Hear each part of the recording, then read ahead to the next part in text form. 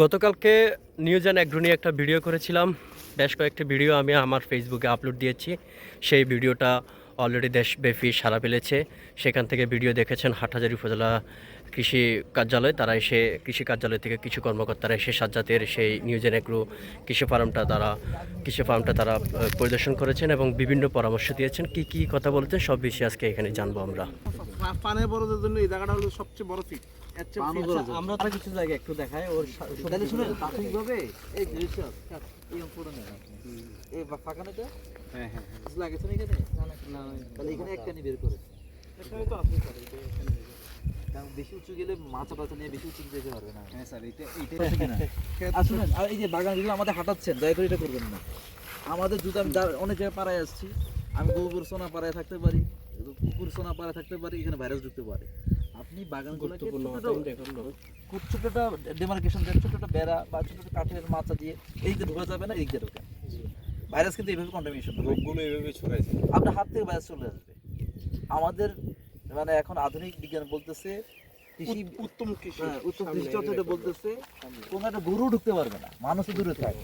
এবং যেই পার্টস আপনি ব্যবহার করবেন ওই পার্টসটা যেটা ব্যবহার করবেন ওইটাই আবার ধুয়ে মুছে রেখে দেওয়ার জন্য, পরদিন ব্যবহার করার জন্য।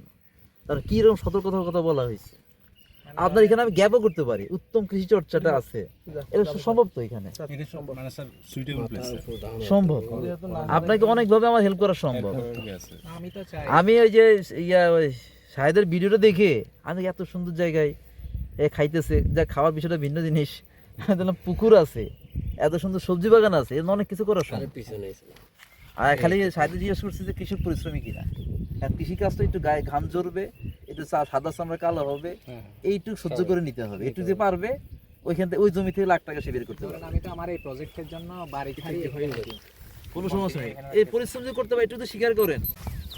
আলাদা রাস্তা বের করুন, যেমন এগুলো আমরা মানে আমি করছি পরিষ্কার করে ফেলতেছি আগে।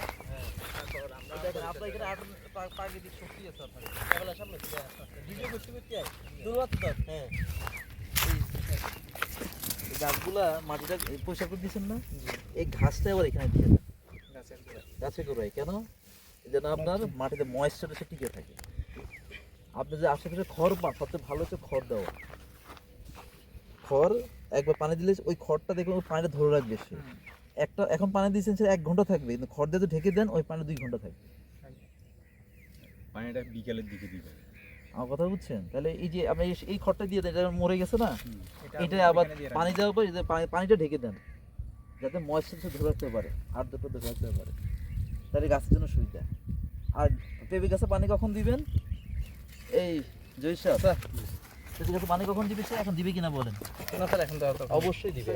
এখন দিবে স্যার। কেন দিবেন দেখেন তো, মুঠ হয়। আচ্ছা মানে জো নাই। দ্যাট মিন্স তার এখন পানি প্রয়োজন। পানি নাই এটাতে। তার মানে কি অবশ্যই পানি প্রয়োজন।